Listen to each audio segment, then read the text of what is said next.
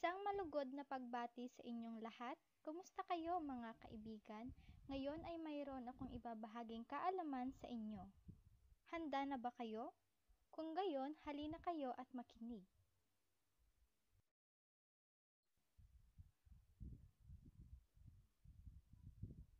Ayan!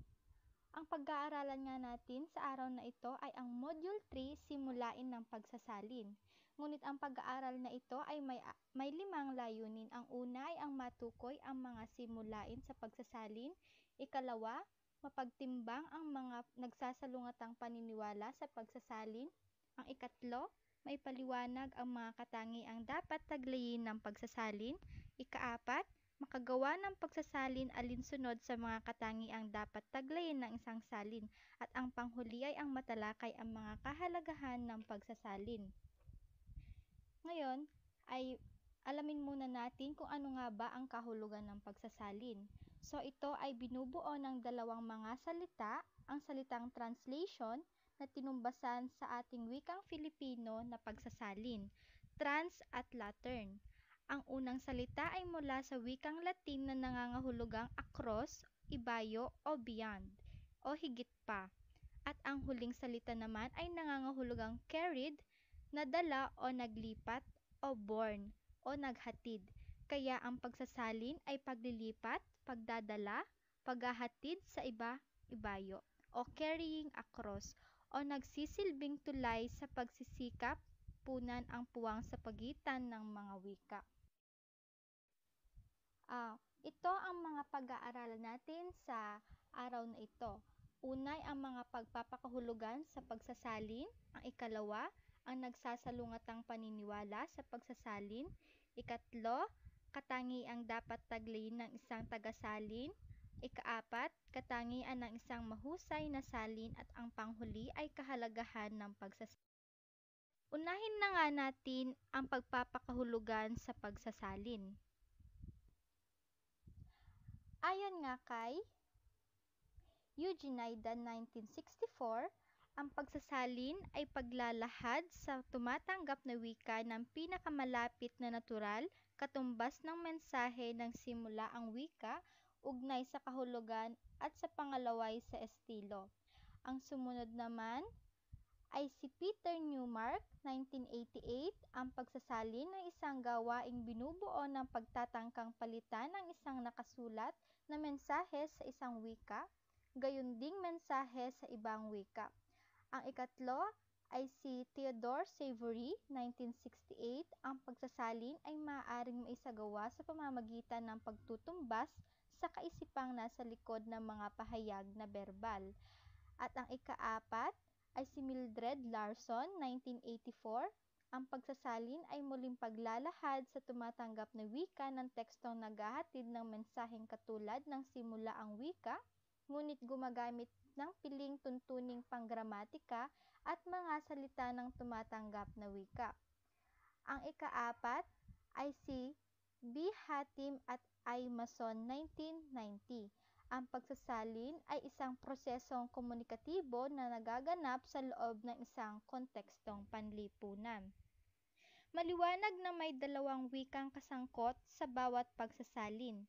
Simula ang lingwahe o source language na ginagamit sa teksto ng orihina at ang tunguhang lengguwahe TL or target language na ginagamit ng tagasalin. Nagkakaisa sina Naida, Savory, Newmark at Larson batay sa kanilang pagpapakahulugan na hinuhuli ng tagasalin para ilipat sa tumatanggap na wika ang mensahe o kaisipan para kay Savory. Mula sa simula ang wika, ang pagsasalin ay hindi pagtatapat-tapat lamang ng salita at salita ng dalawang wika. Bukod dito, kailangang isalin ang balangkas ng isang parirala o ng isang sugnay o ng isang pangungusap. Sang-ayon sa definisyon ni Naida, ang naturang gawain ay dapat tupdin sa pinakamalapit na natural na katumbas ng simula ang wika. Mahalaga sa kanyang definisyon ang pagdidiin sa natural, sapagkat hindi lahat ng pinakamalapit na katumbas ng orihinal ay natural sa tumatanggap na halimbawa. Halimbawa nga dito ay close eyes o magsara ng mata sa pinakamalapit na tumbas. Pumikit, higit na natural sa Filipino. Ang I love you, iniibig ko ikaw, walang mali. Ako'y umiibig sa iyo. Pagsisikap na itapat ang bawat salita sa posisyon nito sa orihinal na pangungusap sa Ingles. Iniibig kita, ito ay higit na natural. Magkaiba ang kaayusan ng mga bahagi ng pangungusap sa Filipino sa Ingles, kahit tama at nauunawaan. Malimit na lumitaw na di natural ang pangungusap na isinusunod sa kaayusang Ingles. Mga halimbawa, it's raining, umuulan, sa halip na may ulan. The wind is blowing, humahangin, sa halip na humihip ang hangin. The child is crying, umiiyak ang bata, sa halip na ang bata ay umiiyak. Lalong nalilitis ang kaangkupan ng salin kapag idiomatikong pahayag ang nasasangkot. Halimbawa, lend a hand, pahiram ng kamay, ito ay literal na salin o hindi tamang tumbas. Tumulong ka, tamang tumbas, ayon nga kay Savory, higit na nasasapol ang kaisipang nasa likod ng kanyang pahayag na berbal. Ang isa pang halimbawa ay ang you can count on him. Maisasama mo siya sa bilang o maibibilang mo siya. Waring na ipapahayag na ng naturang salin ang ibig sabihin ng orihinal. Ngunit mahahalata rin na pagsisikap ang bilang o mabibilang para literal na tapatan ang count. Maaasahan mo siya o hindi ka mabibigo sa kanya. Mga gamit na idiomatiko ang saling count na tumutukoy sa pagiging responsable, kaya ito ang higit na idiomatikong salin. Tatak ng kadalubhasaan sa magkabilang wika ng pagsasalin kapag nailalapat sa isang pahayag na idiomatiko ng orihinal ang isa ring pahayag ng idiomatiko sa pinagsasalinan. Halimbawa, hand-to-mouth existence, isang kahig, isang tuka.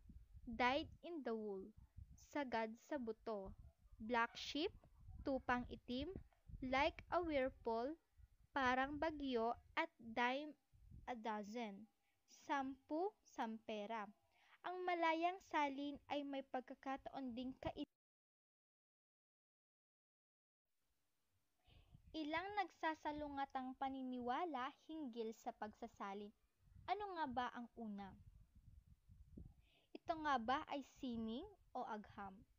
Bago talakayin ang isyong ito, alamin muna natin ang kahulugan ng dalawang salita batay sa sinasabi ni Webster tungkol sa mga ito. Ayon nga kay Webster, ang art is a conscious use of skill and creative imagination, beauty, or aesthetic appeal such as painting, sculpture, and etc.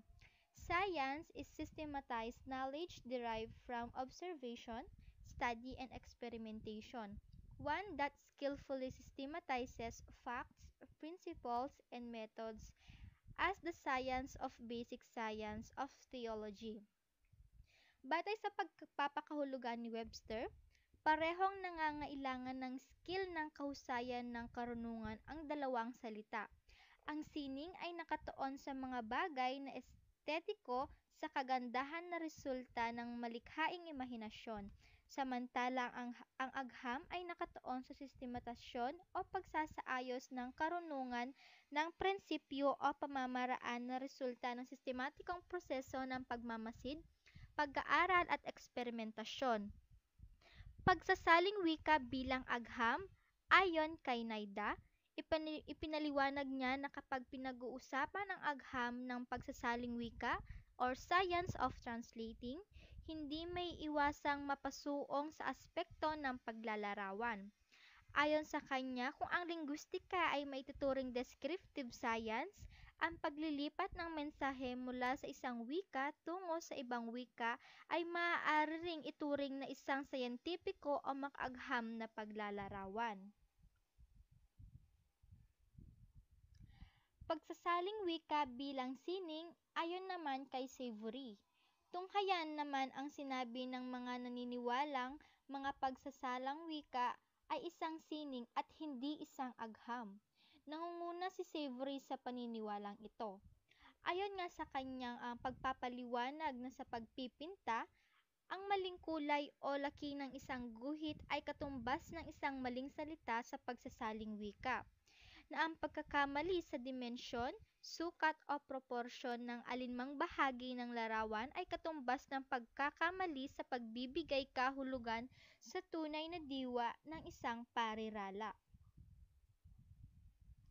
Kung sasagutin ang tanong kung ang pagsasalin ay sining o agham, maging sining man o agham ang pagsasaling wika, ang mahalaga sa lahat ay ang mga kaisipang mapapasa pa mag-aral tungkol sa isyong ito upang makatulong sa pagsasagawa ng salin na maituturing na may kasiningan o kaaghaman.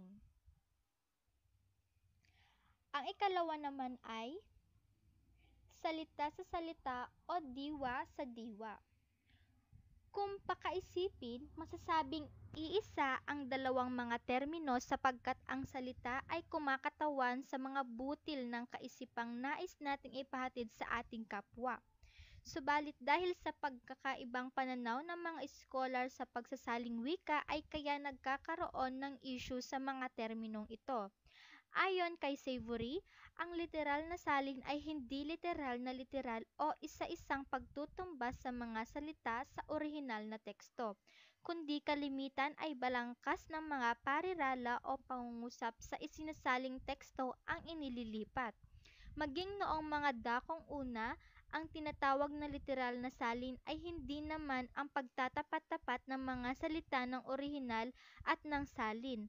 May diwa ring nakukuha sa literal na salin, subalit hirap lamang ang bumabasa dahil hindi natural o idiomatiko ang paraan ng pagpapahayag ng kaisipan.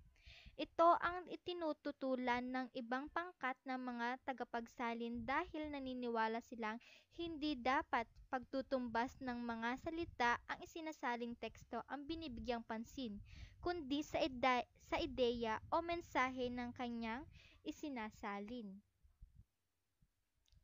Sa kabila nito, salungat pa rin sa literal na salin ang ibang tagapagsalin dahil kung katapatan din lamang ang pag-uusapan, para sa kanila ay hindi magiging matapat sa orihinal ang tagapagsalin sapagkat hindi lingid sa kanila ang katotohanan na may mga salita sa wikang sinasalin na hindi natutumbasan ng isa ring singkahulugang salita sa wikang pinagsasalinan. Bukod dito, may mga pagkakataon pa rin na ang isang kaisipan o ideya sa isang wika ay hindi maipapahayag ng maayos sa ibang wika dahil sa magkalayong kultura ng mga taong gumagamit sa dalawang wikang kasangkot sa pagsasalin. Gayon din, hindi nagiging mabisa ang literal na salin lalo na kung ang kasangkot ng dalawang wika ay hindi magkakaangkan. Dahil kung magkagayon, magkalayo ang mga ito sa kakanyahang maging sa mga paraan ng pagpapahayag. Kaya kahit ipagpilitan di umano ng iba na ang saling literal ay higit na matapat sa diwa ng orihinal, matibay pa rin ang kanilang paniniwala na ang kabaliktaran nito ang nangyayari. Ibig nilang sabihin, sa paghahangad ng tagapagsalin na maging matapat sa orihinal, sa pamamagitan ng pagsasaling literal sa katunayan ay lalo lamang siyang nagiging di matapat. Ang ikatlo ay ang himig orihinal o himig salin. Nagiging himig salin ang isang salin sapagkat karamihan ng mga salita ay halatang-halatang katumbas ng mga nasa orihinal na teksto. Gayon din, sapagkat literal ang salin, may mga balangkas ng mga parirala at pangungusap sa orihinal na makikitang nalipat sa pinagsasalinan. Sa kabilang dako, may mga tagapagsalin naman na naniniwalang kung Ingles ang orihinal, ang salin ay dapat magtaglay ng mga katangian ng wikang Ingles at hindi wikang pinagsasalinan. Ang salin ay dapat magtaglay ng mga katangian ng wikang Ingles at hindi wikang pinagsasalinan, subalit ang ganitong katwiran ay hindi matanggap ng mga naniniwala na ang salin ay dapat maging himig orihinal. Ayon sa kanila, walang maitutulong na anuman sa mambabasa kung pananatilihin man sa salin ang mga kakanyahan ng wikang Ingles, sapagkat kaya bumabasa ng alin ay dahil hindi sila gaanong marunong ng wikang Ingles, at lalo lamang daw maaasiwa pa ang mga mambabasa sa kanilang pagbabasa kung napanatili ang mga katangian ng wikang Ingles. Kung gayon, walang maitutulong na anuman ang isang literal na salin sa ganung uri ng mambabasa, dahil hindi naman ang mga katangian ng wikang Ingles ang kanilang gustong malaman, kundi ang nilalaman ng salin. Halimbawa nga ang Biblia. Kapag binabasa natin ito, hindi na natin itinatanong kung ano-ano ang kanyang wika ito nagdaan bago nasalin sa Tagalog o sa Filipino. Ang ikaapat naman ay estilong autor o estilo ng tagasalin. Unang-una, dapat nating alamin kung pananatilihin sa salin ang estilo ng autor. Bawat autor, lalo na sa malikhaing panitikan, ay may sariling estilo, bagamat kung minsan ay nasasabi nating waring magkatulad sa estilo ang mga manunulat sa biglang tingin, ngunit sa katotohanan ay may pagkakaiba ang mga ito kahit papaano. May mga autor na mahilig sa mabubulaklak at kilo-kilometrong mga pahayag na dahil sa kahabaan ay malimit na nalilito ang mga mambabasa sa pinagsasama-samang iba't ibang kaisipan sa pangungusap. May mga autor naman na mahilig sa maikli at payak na mga pangungusap, ngunit ginagamitan ng mga salitang naglalaman ng malalalim na kaisipang ipinapalagay nila sa makakayang tanawin ng mga mambabasa. Dapat nga bang manatili sa salin ang estilo ng autor? Dapat laging isaisip ng tagapagsalin na siya'y nagsasalin lamang, na ang kanyang tungkulin ay ilipat lamang sa ibang wika ang likhang sining ng iba. Hindi niya dapat tangkaing pakialaman ang gawa ng may gawa. Sa ibang salita, dapat manatili ang estilo ng autor kahit masalin sa ibang wika ang kanyang likha.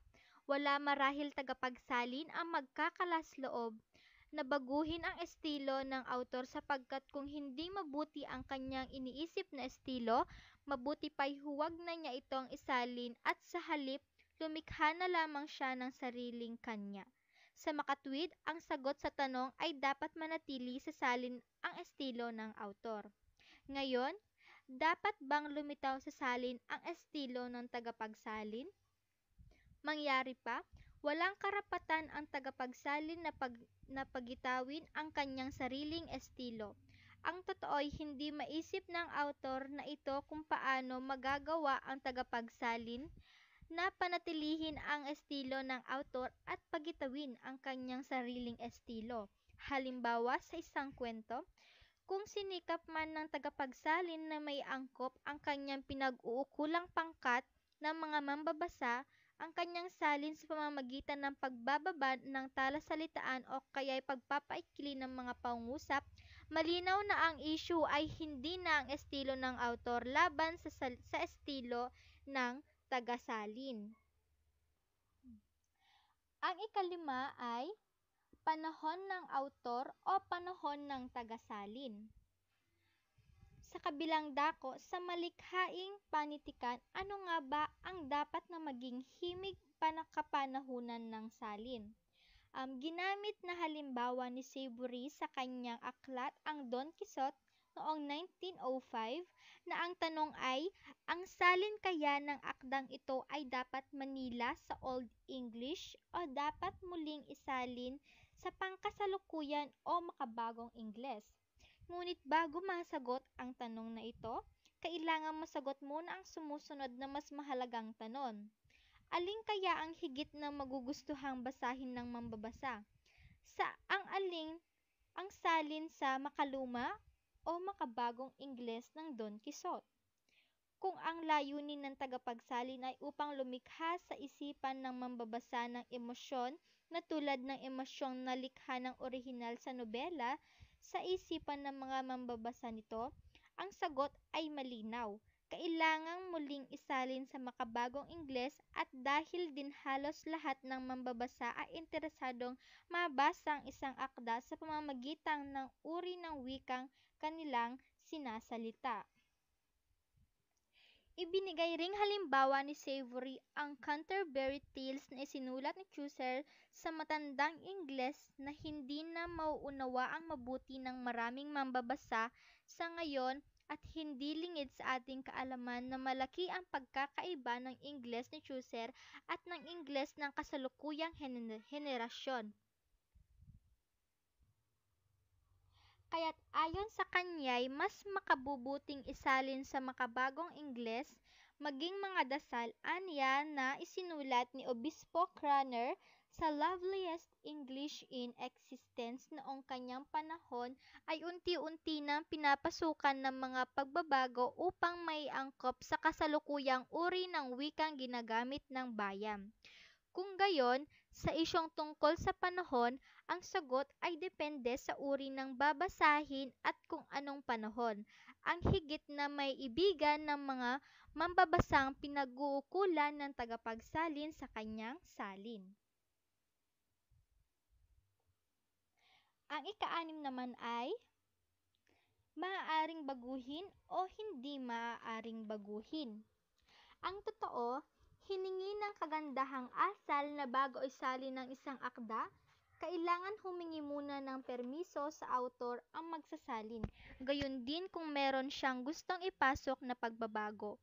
At kung makumbinsi niya ang autor na makatuwiran ang kanyang ipapasok na pagbabago, saka lamang niya dapat isagawa ang gayon. Halimbawa, may mga maikling kwento na timeless, nang ibig sabihin, hindi mahalaga ang panahon sa mga pangyayari, kaya't walang pinipiling panahon.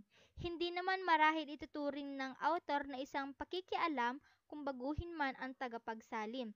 Halimbawa, ang sinasabing halaga ng sapatos ng bata sa kwento. Kung noong sulatin ang kwento ay 5 piso lamang ang halaga ng karaniwang sapatos ng bata, ikatutuwa pa nga siguro ng autor kung iangkop ng tagapagsalin ang halaga nito sa kasalukuyang panahon. Lalong dapat pakaingatan ng magsasalin na hindi mapasukan ng anumang pagbabago sa akda. Kung magkataong wala na ang autor, maaaring yumao na, hindi na matunton kung nasaan. Kung malinaw naman na ang gustong baguhin ng tagapagsalin ay resulta lamang ng pagkakamali sa paglilimbas, ikatutuwa ang gayon ng sinumang autor. Dapat kalimutan ng tagapagsalin na siya'y nagsasalin lamang ng likhang isip. Ang panghuli naman ay ang tula sa prosa o tula sa tula.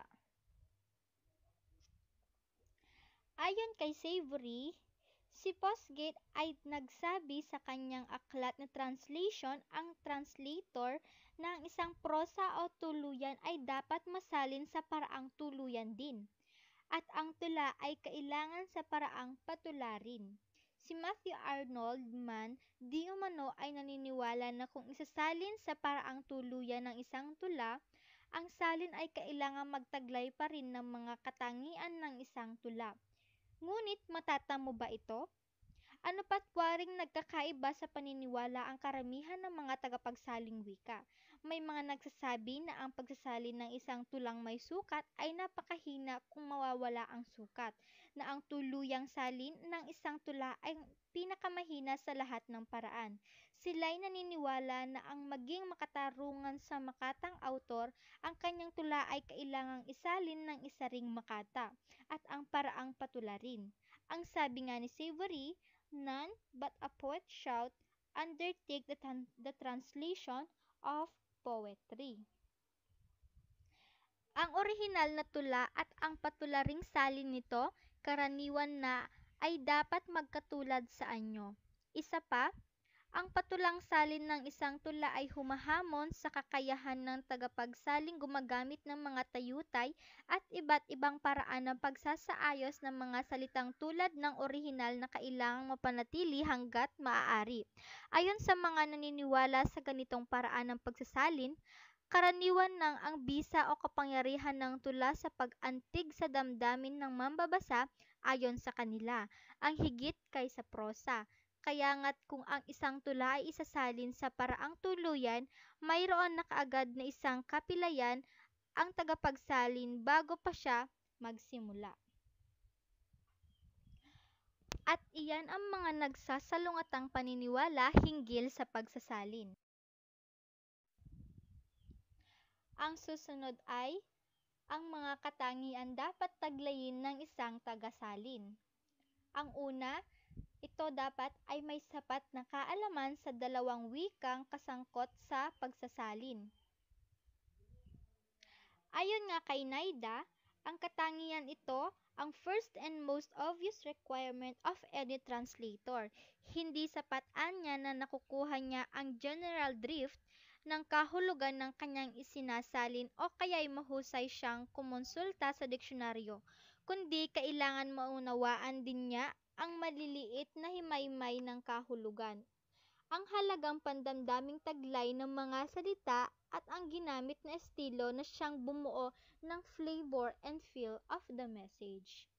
Ang ikalawa ay mayroong sapat na kaalaman sa paksang isasalin. Ayon nga kay Santiago, ang isang guro, halimbawa na hindi nagtuturo ng biology, ay hindi magiging kasing husay ng tagapagsalin ng gurong nagtuturo nito. Kalimitan ang pinagkakaiba lamang ng maayos at di maayos na salin ay nasa pagkakaiba ng mga salitang ginamit ng mga tagapagsalin at kung sa pamimili ng mga salitang gagamitin, kung ang lahat ng ibang salik ay nakalaan na ang tagapagsalin na higit na may kaalaman sa paksa sapagkat siya ang higit na nakasasapol sa paksa at nakauunawa sa mga konseptong nakapaloob dito. Gayon din hangga't maaari ay hindi dapat isalin ng sinuman ang alinmang piyesa ng literatura kung hindi siya interesado rito o kung hindi niya ito naiibigan, sapagkat makatutulong din ng malaki sa pag-uunawa sa paksa ang pagkikipag-ugnayan ng tagapagsalin sa autor. Ang ikatlo naman ay kailangang may sapat na kaalaman sa kultura ng dalawang bansang kaugnay sa pagsasalin. Ang alinmang wika ay nakabuhol sa kultura ng mga taong likas na gumagamit nito. Sa bahaging ito ay malilimin natin na walang wikang higit na mabisa kaysa ibang wika sapagkat ang lahat ng wika ay may sariling bisa at kakayahan bilang kasangkapan sa pagpapahayag ng sariling kulturang kinabubuhulan nito. Dahil sa pagkakaiba ng kultura ng dalawang bansang kasangkot sa pagsasalin, hindi tayo dapat magtaka kung may mga pagkakataon na hindi maisasalin ng maayos ang isang bahagi ng materyales na nasusulat sa Ingles. Kaya importante na pag-aralan natin ang dalawang wika bago natin ito isalin. Ang sumunod na pag-aaralan naman ang mga katangian ng isang mahusay na salin. Ang una, kailangang magbigay ng ganap na salin ng mga ideya ng orihinal na akda ang pagsasalin. Sumunod, ang pagsasalin ay kailangang kinapapalooban ng lahat ng kaluwagan ng orihinal na akda. At ang ikatlo, ang estilo at paraan ng pagsulat ay kailangan nakatulad din ng orihinal. At ang susunod,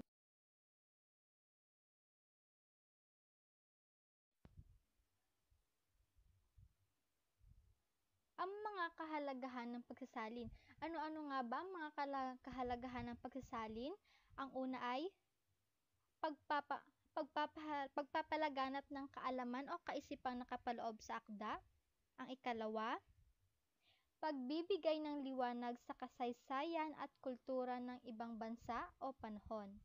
Ang ikatlo, pagpapakilala sa mga bagong mambabasa ng isang akdang itinuturing na makabuluhan sa isa o ilang tao. At ang ikaapat ay higit na magkakaunawaan at nagkakadama ng interaksyon. Ngayon mga kaibigan ay dito na nagtatapos ang ating pagtalakay sa Module 3, ang simulain ng pagsasalin. Thank you and smile!